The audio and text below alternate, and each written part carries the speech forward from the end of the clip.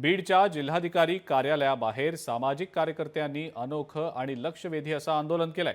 जिल्ह्यातल्या गुन्हेगारांचे शस्त्र परवाने रद्द केले जावेत या मागणीसाठी जिल्हाधिकारी कार्यालयाबाहेर सामाजिक कार्यकर्ते गणेश ढवळे यांच्या पुढाकारानं प्रतिकात्मक बंदूक दाखवत आंदोलन करण्यात आलं। नियम डावलून परवाने दिल्याचा आरोप यावेळेला करण्यात आला। तसंच माहिती अधिकारात माहिती न देणाऱ्या अधिकाऱ्यांवर कारवाई व्हावी अशी मागणी सुद्धा आंदोलनकर्त्यांनी केलेली आहे।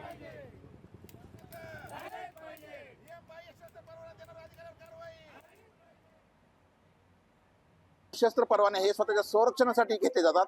मात्र बीड जिल्ह्यामध्ये अधिकारी आणि पुढारी लोक संगनमतानं त्या ठिकाणी जर पाहिलं तर त्यांच्या कार्यकर्त्यांना संरक्षणासाठी नव्हे तर दहशत माजवण्यासाठी, लोकांवर दरब बसवण्यासाठी शस्त्र परवाने दिले जातात। ज्यांच्यावर गंभीर गुन्हे आहेत ते शस्त्र परवाने तात्काळ रद्द करण्यात यावे अशी आमची मागणी। यासाठी आज आम्ही जिल्हाधिकारी कार्यालयासमोर प्रतिकात्मक जे खेळणीचे जे पिस्तूल जे आहेत त्यातनं टिकल्यांचा आवाज काढून निषेध नोंदवला आहे प्रशासनाचा।